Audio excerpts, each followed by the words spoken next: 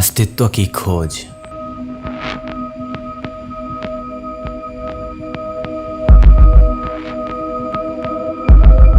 जीवन का परम उद्देश्य,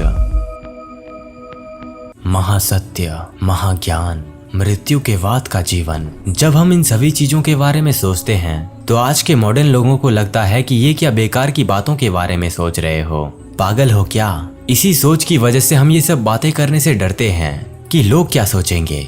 आपका तो पता नहीं, पर जब भी मैं दूसरों से ये सब बातें करता हूँ ना, ब्रह्मांड से लेकर जीवन, जन्म और मृत्यु तक, तो लोग मेरी बातों का मजाक बना करके रख देते हैं। कुछ मेरे जैसे सोचने वाले लोग ही मेरी बातों को समझ पाते हैं, जैसे अभी आप मेरी बातें सुन रहे हो। खैर, लोग जो भी सोचें, भौतिक जगत में लिप्त रहने वाले लोग क्या जानते हैं इन सब चीजों के बारे में। जब मृत्यु उनके द्वार पर खड़ी होगी ना, तभी वो एक आखिरी और पहली बार सोचेंगे कि क्या मेरे अस्तित्व का अंत हो जाएगा, इसके बाद मेरा क्या होगा। अरे मैंने तो महाज्ञान पाया ही नहीं, मैंने तो जीवन को समझा ही नहीं, मैंने तो इस क्षणभंगुर दुनिया में ही अपने मूल्यवान समय को बर्बाद करके रख दिया। दोस्तों, दुनिया में हजारों प्रकार के लोग मौजूद होते हैं जो अपने अंदर हजारों प्रकार की इच्छाएं और लक्ष्य बना करके रखते हैं। किसी को समाज में श्रेष्ठ बनना है, तो किसी को धनवान, किसी को भौतिक सुख चाहिए, तो किसी को प्रेम, तो किसी को अकेलेपन का अनंत अंधकार। पर उन्हीं में से कुछ लोग ऐसे भी होते हैं जो अनंत को देखते हैं और ये सोचते हैं कि क्या है ये सब,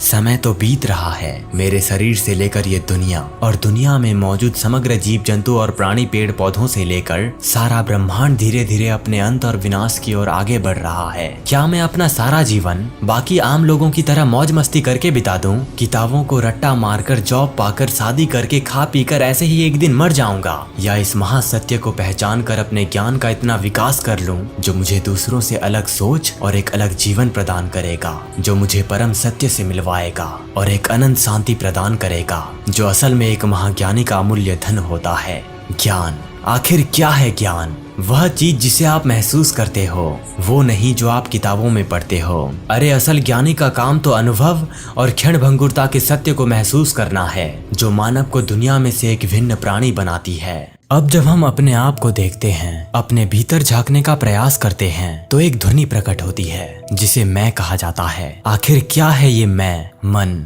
चेतना, वास्तविकता, भ्रम, ये रहस्यमय अनंत चेतना जो इस परम विश्व से लेकर इस समग्र ब्रह्मांड को मेरे मन में चित्रित कर रही है। आज हम इसी चीज की खोज करेंगे रमण महर्षि की उस किताब से जिसका नाम है मैं कौन हूँ, जिसमें हमारे अस्तित्व, चेतना, मन और कुछ ऐसी चीजों के बारे में 28 प्रश्न के उत्तर मौजूद हैं, जो आपको उस परम वास्तविकता के महाज्ञान से परिचित करवाएगी, जिसे एक योगी, ज्ञानी और एक क्यूरियस पर्सन हमेशा ऐसे ज्ञान की खोज में लगा रहता है। उन 28 प्रश्न और उनके उत्तर को जानने से पहले हम रमण महर्षि के बारे में जान लेते हैं, उनकी संक्षिप्त कहानी जो हमारे लिए जाननी अति आवश्यक है। महर्षि रमण या रमण महर्षि का जन्म 30 दिसंबर साल 1879 को मदुरै, भारत के दक्षिण में लगभग 30 मील की दूरी पर स्थित तिरुचुली गांव के वकील सुंदरम अय्यर और उनकी पत्नी अलगमाल के घर में हुआ था। उन्हें पहले वेंकट रमण पुकारा जाने लगा, जो बाद में रमण महर्षि के नाम से प्रसिद्ध हुए थे।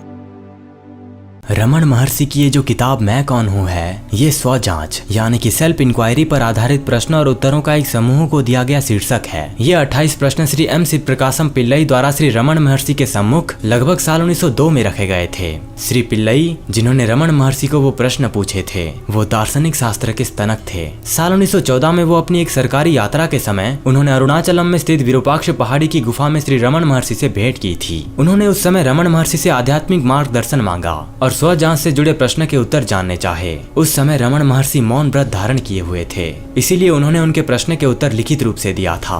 दोस्तों, अब आगे वीडियो में हम उन्हीं प्रश्न के उत्तर जानने वाले हैं, लेकिन पहले ये जान लेते हैं कि हमारा मन जो है ये विचारों से मिलकर बनता है। ये विचार मन में सबसे पहले उठता है जब ध्यान में मैं कौन हूँ पर निरंतर जोर दिया जाता है। तो दोस्तों, ये इस सीरीज का पहला पार्ट होगा, जिस पार्ट में हम रमण महर्षि से आत्मखोज के विषय में पूछे गए पहले 14 सवालों और उनके उत्तरों के बारे में जानेंगे, और दूसरे पार्ट में हम और 14 सवालों और उनके उत्तरों को जानेंगे। तो चलिए पहले जानते हैं उन 14 सवालों और उनके उत्तरों के बारे में। प्रश्न नंबर 1, मैं कौन हूँ?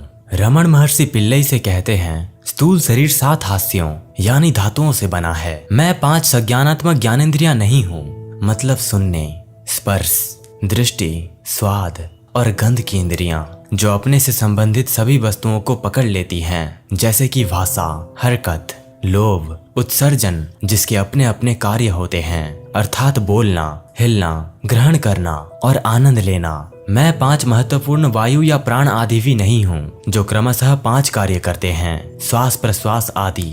मैं ये मन भी नहीं हूँ जो सोचता है। मैं विद्या और अविद्या भी नहीं हूँ जो केवल वस्तुओं के अवशिष्ट प्रभावों के साथ परिपूर्ण है। पिल्लई दूसरा प्रश्न पूछते हैं कि अगर मैं इनमें से कोई भी नहीं हूँ तो मैं कौन हूँ?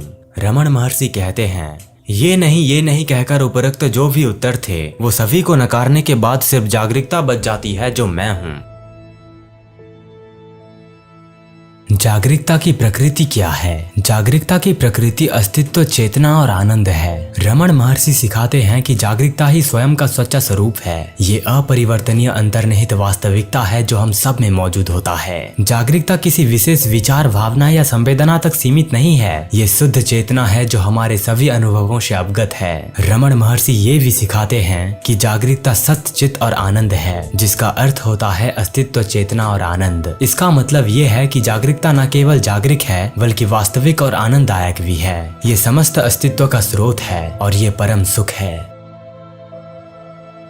आत्मा का बोध कब प्राप्त होगा? जब ये संसार जो कि एक दृश्य है इसे हटा दिया जाएगा, तब आत्मा का जो कि एक दृष्टा है उसका बोध हो जाएगा। रमण महर्षि सिखाते हैं कि स्वयं का बोध तब प्राप्त होता है जब हम संसार के भ्रम को दूर करने में सक्षम होते हैं। ये भ्रम हमारे विचारों, भावनाओं और संवेदनाओं के साथ हमारी पहचान के कारण होते हैं। हम इन दिखावों को वास्तविकता समझने की गलती करते हैं और हम जागरूकता के रूप में अपनी वास्तविक प्रकृति को भूल जाते हैं। स्वयं का एहसास करने के लिए हमें अपने आप से मैं कौन हूँ प्रश्न पूछकर अपने वास्तविक स्वरूप की जांच करनी चाहिए। जैसे जैसे हम पूछताछ करना जारी रखेंगे, हमें अंततः एहसास होगा कि हम अपने विचार, भावनाएं या संवेदनाएं नहीं हैं, हम स्वयं जागरूकता हैं। जब हम संसार के भ्रम को दूर करने में सफल हो जाएंगे, तब हमें आत्मा का साक्षात्कार हो जाएगा। ये एहसास भविष्य में होने वाली कोई चीज नहीं है, ये हमेशा मौजूद है, लेकिन ये हमारी अज्ञानता से अस्पष्ट है। दोस्तों, स्वयं कोई ऐसी चीज नहीं है जिसे हासिल किया जा सके, ये पहले से ही मौजूद है। जो कुछ भी आवश्यक है वह इस विचार से छुटकारा पाना है कि मुझे इसका एहसास नहीं हुआ है।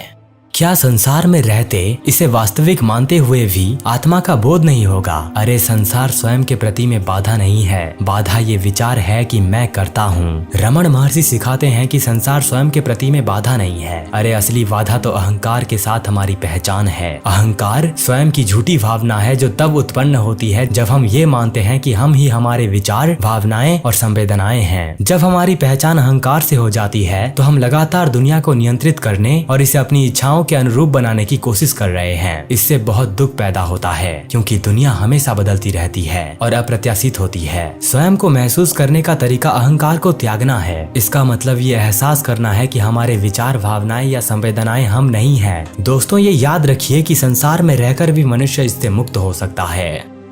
आत्म साक्षात्कार का साधन क्या है? आत्म साक्षात्कार का साधन आत्म जांच है। रमण महर्षि कहते हैं कि आत्म जांच आत्म साक्षात्कार का सबसे प्रत्यक्ष और प्रभावी साधन है। आत्म जांच में बार बार ये प्रश्न पूछना शामिल है कि मैं कौन हूँ, और उत्तर पर ध्यान देना। जैसे जैसे हम अपनी वास्तविक प्रकृति की जांच करना जारी रखते हैं, हमें अंततः एहसास होगा कि हम अपने विचार, भावनाएं या संवेदनाएं नहीं हैं, हम स्वयं जागरूकता हैं। दोस्तों, कहने का मतलब ये है कि आत्म जांच ही आत्म साक्षात्कार प्राप्त करने का एकमात्र साधन है।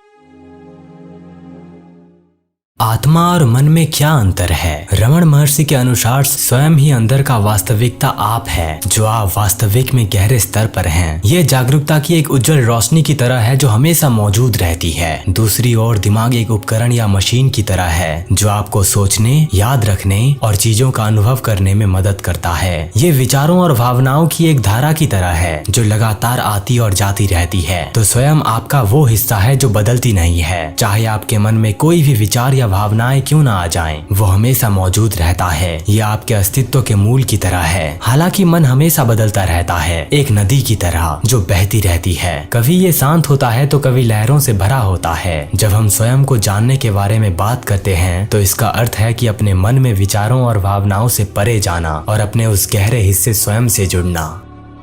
यदि आत्मा अपरिवर्तनीय वास्तविकता है तो मुझे इतने परिवर्तन का अनुभव क्यों होता है? रमण महर्षि के अनुसार यद्यपि स्वयं अपरिवर्तनीय है, परिवर्तन का अनुभव मन और उसकी गतिविधियों के साथ हमारी पहचान के कारण उत्पन्न होता है। हम मन में उठने वाले निरंतर विचारों, भावनाओं और अनुभवों में फंस जाते हैं, जिससे परिवर्तन और प्रवाह की भावना पैदा होती है। मन एक दर्पण की तरह है जो बदलती दुनिया को प्रतिबिंबित करता है, और जब हम गलती से खुद को मन के साथ पहचान लेते हैं तो हम परिवर्तन के प्रभावों को महसूस करते हैं। हालांकि अगर हम अपना ध्यान अंदर की ओर मोड़ सकते हैं और अपने सच्चे स्व का एहसास कर सकते हैं जो कि मन से परे है, तो हम अपने अस्तित्व के अपरिवर्तनीय पहलू को पहचान सकते हैं।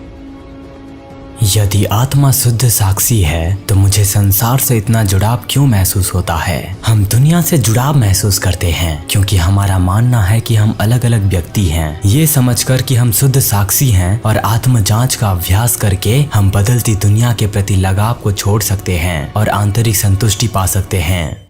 मैं अपने आप को मन की आसक्तियों से कैसे मुक्त कर सकता हूँ? रमण महर्षि उत्तर देते हैं, अपने आप को मन की आसक्तियों से मुक्त करने के लिए उनमें फंसे बिना अपने विचारों और भावनाओं का निरीक्षण करें। उस जागरूकता पर ध्यान केंद्रित करें जो उन्हें देख रही है। पहचानें कि विचार और भावनाएं अस्थायी हैं, लेकिन सच्चा स्व अपरिवर्तित रहता है। आप वैराग्य विकसित करेंगे और अपने भीतर पूर्णता पाएंगे, जिससे अधिक स्वतंत्रता और शांति मिलेगी। आत्मा का स्वरूप क्या है? श्री रमण महर्षि के अनुसार स्वयं की प्रकृति शुद्ध चेतना या जागरूकता है। ये हमारे अस्तित्व का अपरिवर्तनीय सार है जो मन और शरीर से परे मौजूद है। आत्मा शाश्वत, शांतिपूर्ण और जीवन के उतार चढ़ाव से अप्रभावित है। अपने वास्तविक स्वरूप को स्वयं के रूप में महसूस करके हम गहन आंतरिक शांति और स्वतंत्रता का अनुभव कर सकते हैं। मैं स्वयं का एहसास कैसे कर सकता हूँ? स्वयं का एहसास करने के लिए श्री रमण महर्षि कहते हैं कि आत्म जांच में संलग्न हो और अपना ध्यान अपने भीतर जागरूकता के स्रोत की ओर मोड़ें। मैं कौन हूँ प्रश्न करके और मन का अवलोकन करते हुए आप धीरे धीरे विचारों और भावनाओं के साथ तादात्म्य को पार कर सकते हैं, जिससे स्वयं का प्रत्यक्ष अनुभव प्राप्त हो सकता है। जीवन का उद्देश्य क्या है? महर्षि के अनुसार जीवन का उद्देश्य स्वयं के वास्तविक स्वरूप को महसूस करना और जन्म और मृत्यु के चक्र से मुक्ति प्राप्त करना है। अपनी वास्तविक पहचान को समझकर और स्वयं में बने रहकर हम दुखों पर काबू पा सकते हैं और स्थायी शांति पा सकते हैं। सत्य और भ्रम में क्या अंतर है? सत्य वह अपरिवर्तनशील वास्तविकता है जो सभी अनुभवों का आधार है, जबकि भ्रम का तात्पर्य हमेशा बदलती उपस्थिति से है जो हमें एक अलग अस्तित्व में विश्वास करने के लिए धोखा देती है। सत्य और भ्रम के बीच अंतर को समझकर हम झूठी पहचान से अलग हो सकते हैं और शाश्वत स्व के रूप में अपनी आवश्यक प्रकृति की सच्चाई में बने रह सकते हैं। तो इस वीडियो में हमने आत्मा, चेतना और मन की प्रकृति के साथ साथ जीवन को समझा। इस वीडियो के दूसरे और आखिरी पार्ट में हम और दिलचस्प सवालों के जवाब जानने वाले हैं। तो उम्मीद है दोस्तों आपने मेरे हर शब्दों को गहराई से सुना होगा। अगर आप कुछ समझ नहीं पाए तो वीडियो को एक बार फिर देख सकते हैं या फिर कॉमेंट में मुझसे पूछ सकते हैं। मिलते हैं इस वीडियो के दूसरे और आखिरी पार्ट में, जो आत्मज्ञानी रमण महर्षि के उस अनंत ज्ञान से हमें अवगत करवाएगी जो आपकी आत्मा और मन को पवित्र करके रख देगा और आपको महाज्ञान प्रदान करेगा। तो आज के वीडियो में बस इतना ही। आपका मूल्यवान समय देने के लिए धन्यवाद।